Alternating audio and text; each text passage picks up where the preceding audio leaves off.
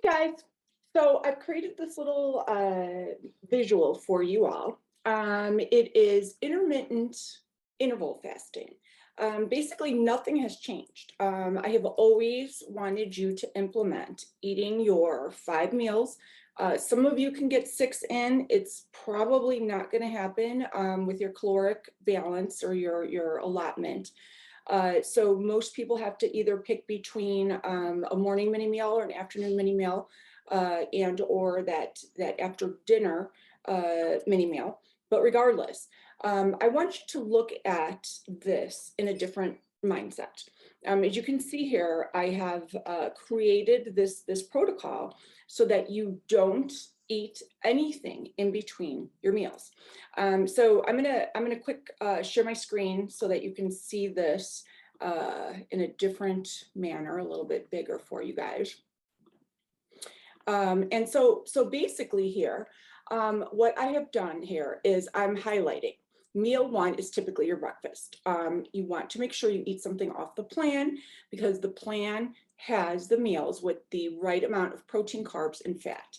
If you're not going to eat something off the plan, then you need to make sure that you are creating your meal with ingredients off of that essential chart. Because if you are just using proteins, carbs, and any kind of fat, and they're not essential, you're not going to see as big of a result. And as you can see here, there's this fast that takes place in between.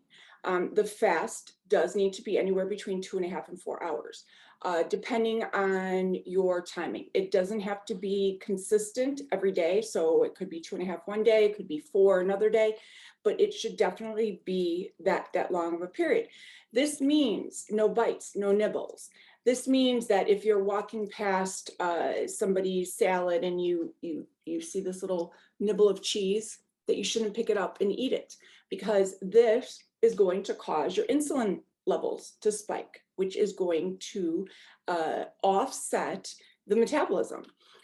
Just like intermittent fasting, the fasting that you hear people do for 15, 16 hours, we are creating this metabolic resistance during this time, but in this technique, you are creating it in between meals.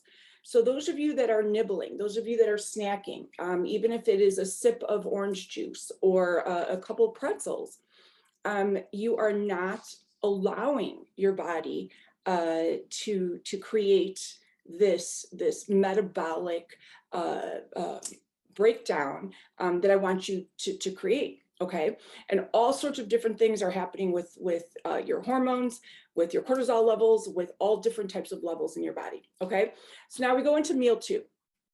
Meal two is either going to be your mini meal or your lunch. Now I want to explain this. Some of you that get up at 6 and are eating your breakfast at 6 probably aren't going to make it till noon without having a meal, because that's 6 hours. So in that case, you want to have a mini meal somewhere in between your breakfast and your lunch. Now, if you're somebody that gets up at 8 and you're having your first meal at 9, but then your lunch is at 12, well, then you're not going to have a morning mini meal. You're going to go right to your lunch. So your meal number 2 is going to be your lunch. Same thing, something off the plan. And if you haven't watched the Summer Smackdown, I precisely explain the importance of that. Protein, carb, fat. When you are done with your meal 2, again, no food, no calories, nothing with calories for 2.5 to 4 hours. So if you are somebody that drinks coffee, if you are somebody that drinks tea, as long as there's no sugars in that, so, very borderline on this. If you are adding sugar-free ingredients, that's not going to spike your insulin level. If you're adding creamer, just be very, very careful with how often and how much you are including in this, because we want to keep those insulin levels steady. So ideally, nothing in between here for 2.5 to 4 hours. Again, this is going to vary from person to person. This is going to vary from day to day. All right, so the next meal is going to be your meal 3. And this is going to either be lunch or mini meal 2, depending on the orientation of how you have created your day. Same thing, we go into that next fast. Next fast ends 2.5 to 4 hours later. We have our next mini meal. Now, meal 4 on some days might be a mini meal, might be dinner, again, depending on your day. But the point is that in between each meal, there is no food consumption. You want to really avoid it. And the pitfall here occurs when people are grabbing those little bites and nibbles. And I'm seeing on people's logs that, there's baby carrots and cucumbers.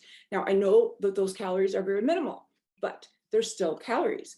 And what's happening is we're creating this habit of munching. We're creating this habit of needing food in between these meals. And you should be able to go that time period without food. And more importantly, the meals need to be structured with that protein, that carb, and that fat. And they need to be either off of the plan, or they need to be structured the way that I structured them off the plan. Now, I want you to notice something here. Meal 4, which is either your mini meal, your second mini meal, or your dinner. If this is taking place at 3 p.m. or later, 4 p.m., you do not need to have a carb involved.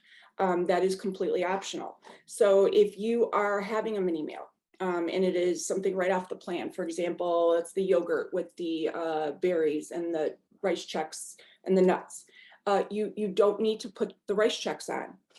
You don't need to put the fruit on. Those are non-essential and carb. So if you are looking to save calories because you are wanting to include more in your dinner or have that glass of wine, that is how you're going to do that.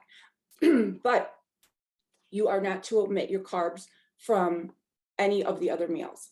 Also take note, and this is written in the materials, it's always been the rule.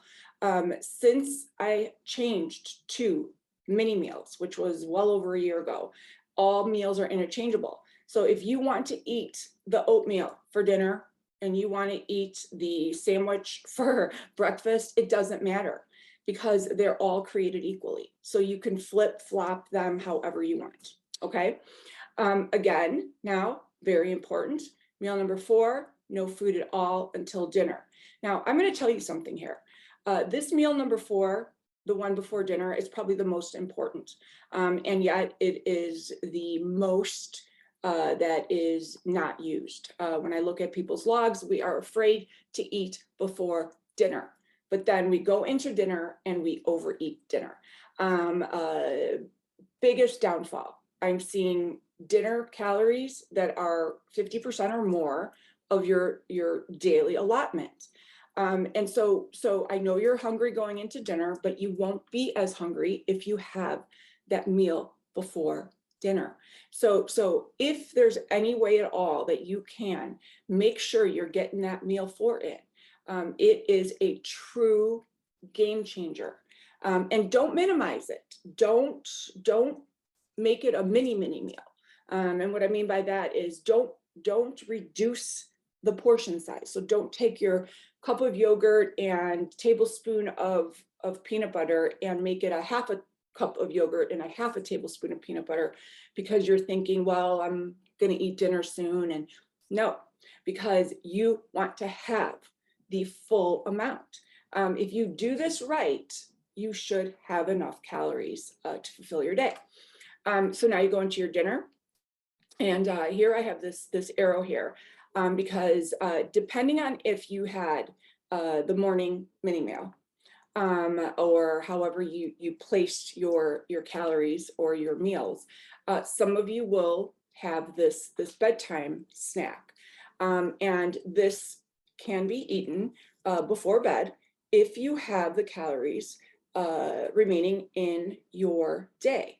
Do not feel like if you are too close to bed that you can't consume it if they are the right calories. If it is the protein and the fat And if it's specifically something off the plan, it will not set you back to have them before bed, assuming that your bedtime isn't at 2 in the morning.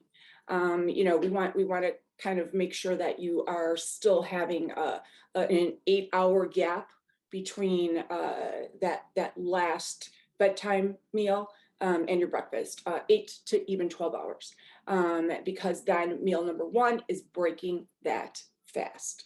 Okay, this is not something new. This is something that we have been doing since the beginning of time. If you are having a hard time not nibbling and not munching and not picking at things in between, this mind shift might help you. The one thing that I feel is beneficial about intermittent fasting is literally the word.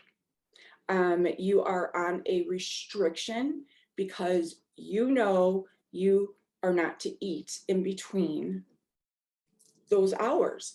And so I've been always kind of thinking this, and I'm putting it now on a visual for you. There's no food in between those meals, and you will see a difference. You're going to see a difference in your energy. You're going to see a difference in your appetite. There's nothing that tastes better than a meal when you go into it with an appetite, and you will enjoy everything so much better. Okay, so there's more to come on this. The next webinar, which I believe is coming up, I will include that also in the newsletter. I will touch upon this as well. Okay, so check out the chart and let's have a great week. Thanks, guys.